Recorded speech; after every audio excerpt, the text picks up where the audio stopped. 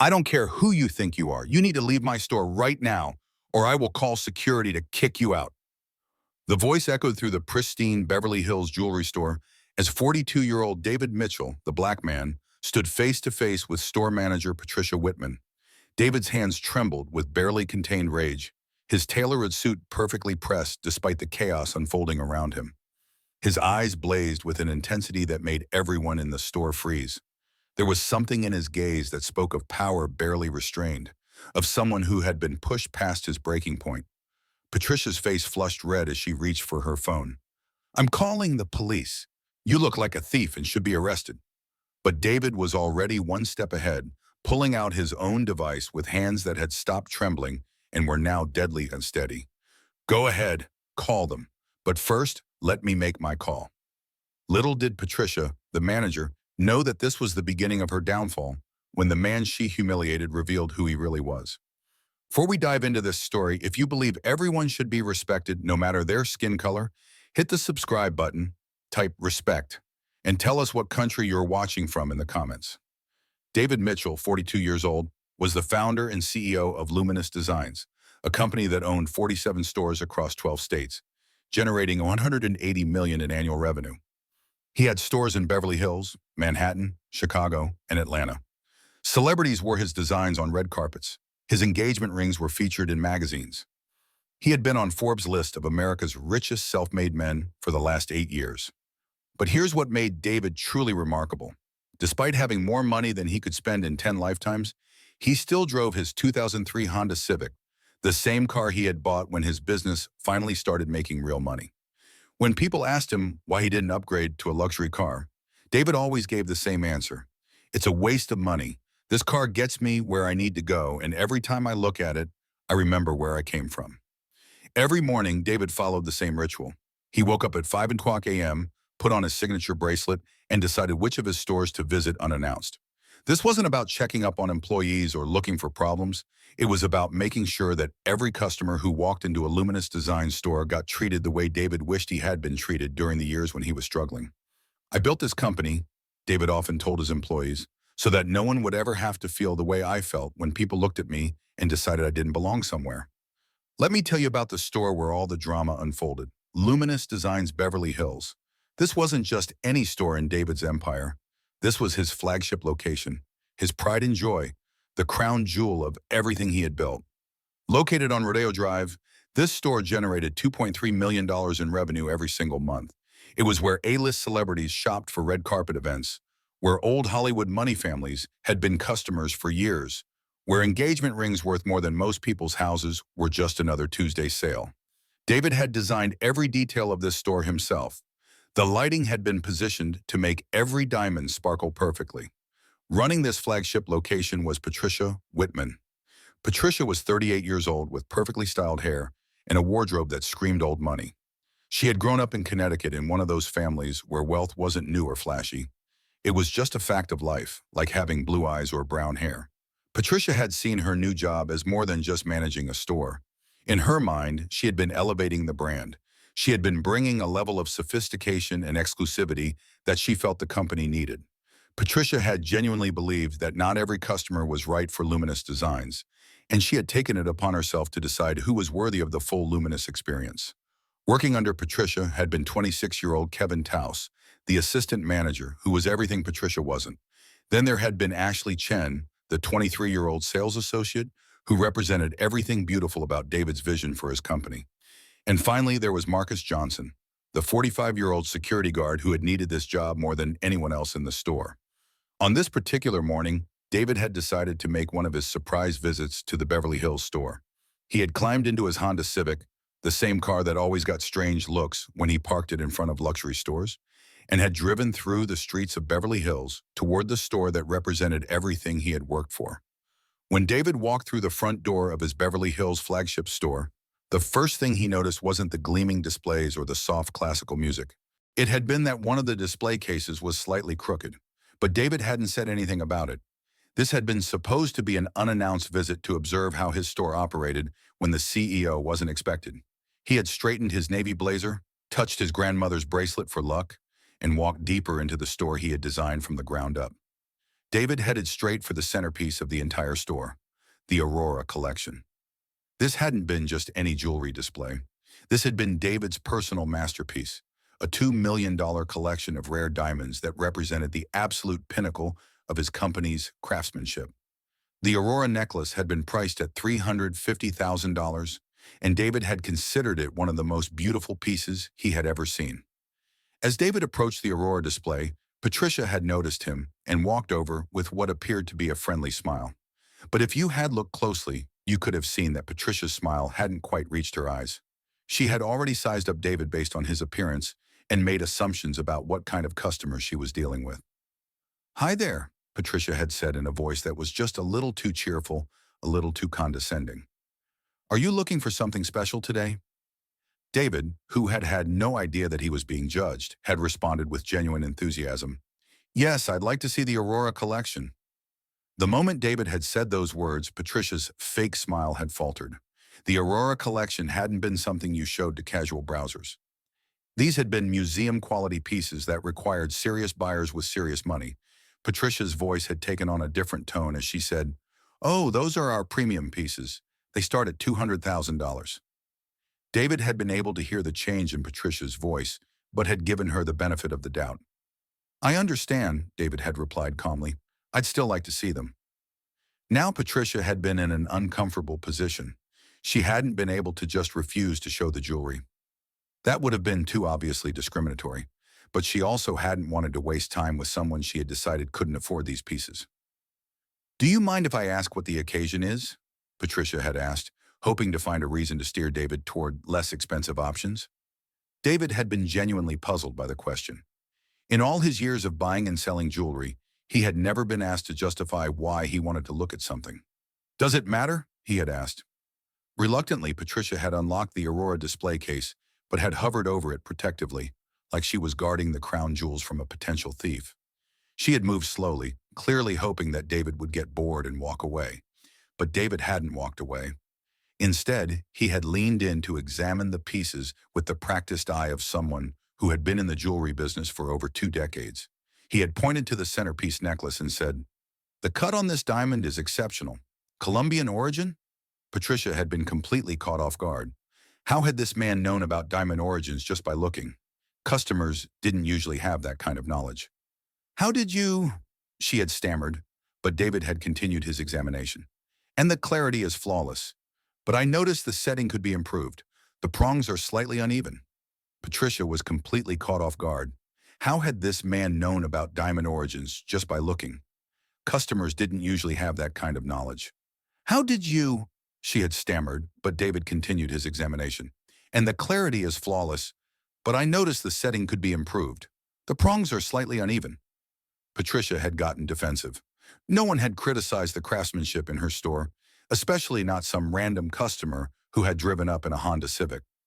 "Our pieces are crafted by master jewelers," she had said stiffly. David, still trying to be diplomatic, had replied, "I'm sure they are. I'm just very particular about quality." That's when everything changed. The front door had chimed and in had walked Mr. and Mrs. Blackstone, a wealthy white couple in their 60s who were regular customers. Patricia's entire demeanor had transformed instantly. Her face had lit up with genuine excitement, and she had practically bounced on her toes as she greeted them. "Excuse me," Patricia had said to David, without even looking at him. "I need to help these important customers." Patricia had rushed over to the Blackstones with the kind of enthusiasm she should have shown every customer. "Mr. and Mrs. Blackstone, how wonderful to see you. What brings you in today? Are you looking for something special for your anniversary?" David had been left standing alone next to the open display case, completely ignored. He had been able to hear every word of Patricia's conversation with the Blackstones, and what he had heard had made his stomach turn. "Sorry for the delay," Patricia had said to the Blackstones, glancing back at David. "We get all kinds wandering in here." David had stood there, trying to process what he had just heard. In 23 years of building his business, he had experienced discrimination before, but never in his own store, never from someone he was paying to represent his company's values. Ashley Chen, the young art student who worked as a sales associate, had noticed what was happening. She had been able to see David standing alone, clearly being ignored, and it had bothered her. Ashley had been raised to treat people with respect regardless of what they looked like or where they came from. Ashley had approached David with a genuine smile. "Ma'am, can I help you with anything?" But before David had been able to answer, Patricia had shot Ashley a sharp look from across the store. "Ashley, please organize the back inventory," Patricia had called out, her voice carrying just enough authority to make it clear this hadn't been a request. David had seen the whole exchange and had felt bad for putting Ashley in an awkward position. "It's fine, dear. I'll wait," he had told Ashley softly. And wait he did. For 15 long minutes, David had stood in that store watching Patricia fawn over the Blackstones while completely ignoring him. He had watched Patricia show the Blackstones piece after piece, explaining the history and craftsmanship of each one. He had watched Patricia offer them champagne and comfortable chairs. He had watched Patricia treat them exactly the way every customer should have been treated. Meanwhile, David had stood next to the still open Aurora display case, invisible. After 15 minutes of being ignored, David had decided he had given Patricia enough chances to do the right thing. He had walked back over to where Patricia was still chatting with the Blackstones and politely interrupted. "Excuse me," David had said, his voice still calm and professional. "I'm still interested in the Aurora piece." Patricia had turned to look at David with barely concealed annoyance. She had been clearly irritated that David hadn't taken the hint and left. "Look," Patricia had said, not even trying to hide her frustration anymore. "Those pieces require serious financial commitment. Maybe you'd be more comfortable in our cheaper fashion jewelry section." The fashion jewelry section? Patricia had literally been trying to redirect David to the cheapest items in the store, pieces that cost under $500, because she had decided that David couldn't afford anything expensive. David's jaw had tightened, but he had kept his voice steady. "I'd like to purchase the Aurora necklace, the $350,000 piece." Patricia had laughed, not a polite chuckle, but a genuine laugh, as if David had just told her the funniest joke she had ever heard. "I'm going to need to see a proof of funds first," Patricia had said, still smiling like she had caught David in some kind of game. "Proof of funds?" David had asked, genuinely confused.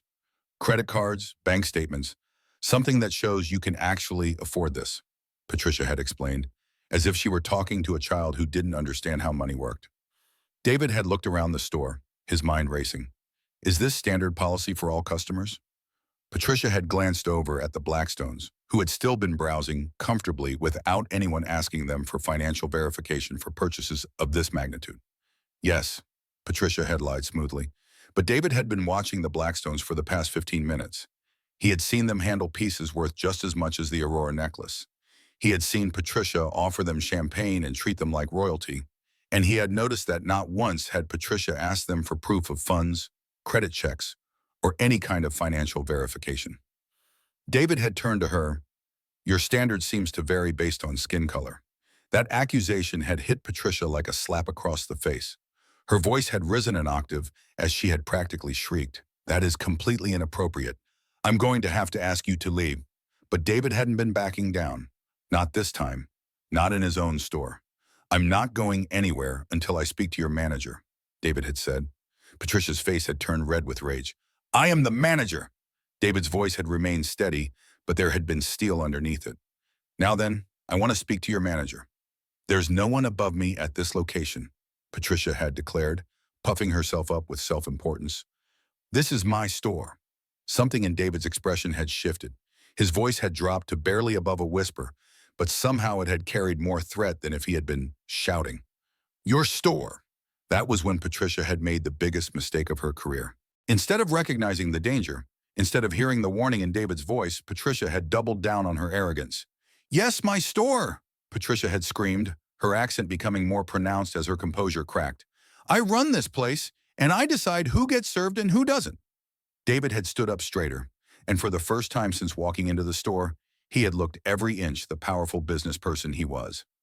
"And you've decided I don't deserve service? I've decided you're causing a disruption and possibly a thief," Patricia had shot back, gesturing wildly with her hands. By then, the entire store had gone quiet except for their voices. The Blackstones had stopped pretending to browse and had been openly staring at the confrontation.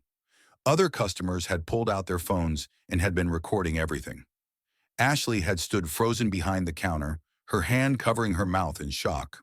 Even the soft classical music hadn't been able to mask the tension that had filled the air. Kevin, the assistant manager, who had been watching this disaster unfold, had finally tried to step in. His business school training had told him that this situation had been spiraling out of control and had needed to be de-escalated immediately. Patricia, maybe we should, Kevin had started, his voice diplomatic and calm, but Patricia had whirled on him like a wild animal. Kevin, stay out of this, she had screamed, pointing her finger at him accusingly. Then she had turned to Marcus, the security guard. Marcus, escort this woman out. Ma'am, are you sure? Marcus had said carefully, looking between Patricia and David. That's when Patricia had completely lost it. Her voice had risen to a shriek that could probably have been heard 3 stores down. She's a thief and doesn't belong here. Get her out, or you're both fired. The word fired had seemed to echo through the store. Patricia had just threatened to fire 2 employees for refusing to remove a customer who hadn't committed any crime other than asking to buy expensive jewelry while being black. David's composure, which had held steady through 15 minutes of microaggressions and outright discrimination, had finally cracked, not into rage, but into something far more dangerous. Cold, calculated fury. You want to talk about firing people? David had asked, his voice so quiet that everyone in the store had leaned forward to hear him. David had pulled out his phone, but his hands hadn't been shaking. His rage came from years of being underestimated, dismissed, and discriminated against. The rage of a man who had built an empire from nothing only to watch an employee destroy everything he had worked for in the span of 30 minutes. Don't you dare record this, Patricia had screamed now, completely hysterical. David had looked up from his phone with eyes that could have cut glass. I'm not recording, he had said in a voice that was deadly calm. I'm calling my board of directors. For the first time since this confrontation had begun, Patricia had looked genuinely confused. You're what? David's fingers had moved across his phone screen as he dialed a number he knew by heart. David's fingers had moved across his phone screen with precision, the sound of each click cutting through the heavy silence that had descended upon the store. His calm demeanor was a stark contrast to the chaos unfolding around him. His voice, when it came, was measured, yet held an authority that was unmistakable. Yes, I'm at the Beverly Hills location, David had said into the phone, his eyes never leaving Patricia. We have a serious problem. Patricia had been standing there, frozen, her mouth agape in disbelief. She had no idea who David was talking to on the other end of the line, but the way he had said Beverly Hills location with such authority should have tipped her off. It was as if he were calling the shots, and Patricia was nothing more than a spectator in her own store. Let me talk to the board, David continued, his tone firm, but not angry. He was a man who had been through far worse than this moment, who had seen the ugliest side of corporate America and still risen above it all. It's time we had a conversation about what's happening here. The other customers in the store were still recording, their phones out, capturing every second of the confrontation. The Blackstones, who had been oblivious to the escalating tension, began to notice the strange atmosphere. They quietly stepped away from the jewelry display, realizing that they were in the middle of something far bigger than they had initially thought. Ashley had stood behind the counter, her hands still covering her mouth in shock. She had been watching this unfold with wide eyes, trying to comprehend how someone who seemed so harmless, who had been treated like a regular customer, was now the target of such blatant discrimination. Kevin had stepped forward, trying to make sense of everything happening around him. David, he had called, trying to get his attention. Is this really necessary? David had given Kevin a cold look. You don't understand, Kevin. This isn't just about a mistake. This is about something much bigger than any of us. Kevin had been silent, nodding slowly, realizing that this was more than a simple customer complaint. This was a systemic issue that needed to be dealt with. A company that had built its foundation on respect and dignity was now watching its very core crumble before them. But it wasn't just about the company's reputation. It was about the principle of what had just happened. David wasn't just fighting for his own integrity. He was fighting for everyone who had ever been treated like an outsider, like they didn't belong. For the employees who had been too scared to stand up for what was right. Patricia had begun to realize the depth of her mistake. She had been so focused on asserting her own power, trying to dictate who was worthy of being served in her store, that she had forgotten the most basic rule: respect. Respect for the customer, for the brand, and for the values the company had been built on. But now it was too late. The phone call had gone on for a few more moments before David had finally ended it with a sharp, "I'll hold." His gaze shifted back to Patricia, the disdain in his eyes palpable. Patricia, you've made a lot of assumptions today, and now you'll have to deal with the consequences. Patricia had trembled, her face flushed with embarrassment. She had begun to panic, not knowing what was coming next. The reality of the situation was dawning on her, but she was too proud to back down. She had worked so hard to build a reputation of authority in the store, but now she realized that her arrogance and prejudices had undone all that in an instant. The tension in the store had been thick, and for a moment it felt as if time had stopped. Everyone had been frozen in place, staring at Patricia, waiting to see how she would react. David's voice broke the silence once more. It's time to be accountable for your actions, Patricia. Patricia had looked down, struggling to gather her thoughts. She had tried to explain herself, but nothing she said could erase the damage she had caused. But just as she was about to speak again, a voice had interrupted her. Excuse me, Patricia. It had been Ashley, her voice full of concern. She had walked up to Patricia, her eyes full of sympathy, but also full of anger for the way her colleague had treated the CEO. I don't think you can get out of this one. I think it's time to face the consequences. Patricia had whipped her head toward Ashley, and for a moment it seemed as though she was about to lash out at her. But something in Ashley's eyes, something that conveyed a sense of righteousness, had stopped Patricia in her tracks. Ashley had seen it all, the way Patricia had completely ignored David, the way she had treated him like he didn't belong in the store. She had witnessed how the Blackstones were treated like royalty, while David had been dismissed without a second thought. David had noticed the shift in Patricia's demeanor. He had seen her frustration and panic growing, and he knew that this was the moment everything would change. She could try to fight back, but she had already lost, and he, in this moment, had all the power. Patricia, David had said coldly, his voice low but filled with an icy authority. You've crossed a line that can't be uncrossed. You've failed to uphold the values of this company, and you've humiliated someone who is more than deserving of respect. At that moment, Patricia had realized that this wasn't just about her actions. It was about her entire way of thinking. She had been so consumed by her own assumptions, by the privilege she thought she was entitled to, that she had failed to see the humanity in others. And now she was about to pay the price for that. Patricia's face had gone pale as she realized the full extent of her mistake. She had treated the wrong person as an outsider, and now she was the one who was being cast aside. David had turned his back on her as though the conversation was over. But it wasn't. He had made one more call, the call that would seal Patricia's fate. Marcus, David had said, his tone calm and decisive, escort Patricia to the back office. It's time to handle this the way it should have been done from the beginning. Marcus, who had been silent for most of the ordeal, had stepped forward. He had been the one to protect the store, to protect the company's values. Now he was being asked to remove someone who had done the opposite. Patricia had tried to resist, but Marcus had gently guided her toward the back office. She had no choice but to follow him. Her head hung low. Once Patricia had left the store floor, David had turned to the remaining employees and customers. I hope everyone here can see the importance of this moment, David had said, his voice carrying through the store. What happened today was not just about a simple mistake. This was about holding ourselves accountable and upholding the values that we have worked so hard to create. The customers had been nodding, some in shock, others in awe of the events they had just witnessed. They had come in to purchase jewelry, but they had witnessed something much more powerful.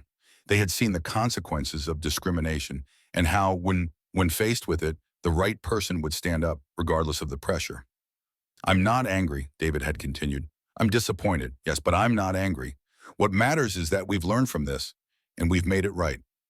Kevin, who had just been promoted to manager, had approached David with gratitude in his eyes. Thank you, he had said, for giving me this chance. I won't let you down. David had smiled at him. You've earned it, Evan. You've shown the kind of integrity that this company needs. Ashley had also stepped forward, her eyes full of tears. Thank you for seeing me for who I am and not how I look, she had said, her voice shaking with emotion. David had placed a hand on her shoulder. You deserve to be here, Ashley. Your character speaks for itself. Marcus had remained silent, but his gaze had conveyed his respect. You made the right call, David, he had said simply. And with that, the store had resumed its operations. Customers had continued to browse and the employees had gone about their work. But something had shifted in the air.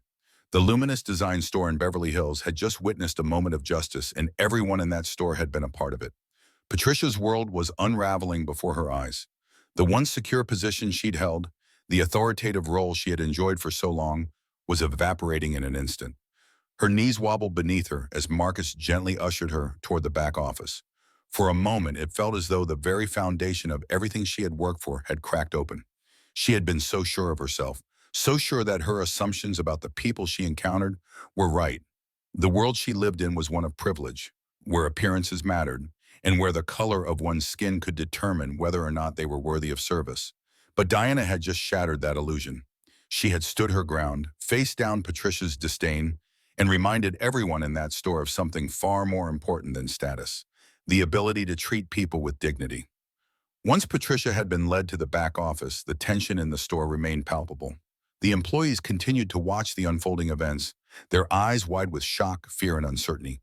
They had all witnessed an abuse of power, a blatant disregard for the core values they were supposed to uphold, and the consequences that followed. Diana stood at the center of the store, watching as customers continued to shuffle through the aisles, some whispering to each other, others still recording, their phones capturing every moment. It was a surreal scene, like something out of a movie, yet it was real. Far too real for Patricia, who was now trapped in a position of utter humiliation. She had tried to control the situation, tried to wield her position to undermine Diana, but instead she had been exposed for what she truly was: a person blinded by prejudice, power, and entitlement. Patricia had assumed she was in control, but Diana had turned the tables, proving that true power wasn't about who had the authority on paper. It was about what you did when faced with injustice or was. "All right, everyone," Diana finally spoke, breaking the silence with a calmness that contrasted sharply with the chaos that had just unfolded. Her voice was low, but it held a resonance that immediately captured the attention of every person in the store. "We've all seen what happens when you forget the basic values that this company was built on. Today was a test, and I'm proud to say that most of you passed." Kevin, who had been quietly processing everything, stepped forward with a nervous glance at Diana. "Ma'am, I just want to say that I'm sorry this had to happen like this, but I'm also thankful for the opportunity you've given me. I'll make sure this store runs the way it should, honestly, fairly, and respectfully." Diana nodded at Kevin, her eyes briefly meeting his. His words were sincere, and his willingness to take responsibility in the face of a challenging situation spoke volumes about his character. Diana had chosen him for this promotion not just because of his competence, but because she knew he had integrity, the same integrity she had built her empire on. "Ashley," Diana continued, her voice warm but firm, "you showed kindness to a customer when others didn't. You didn't let Patricia's assumptions get in your way. You are a credit to this company.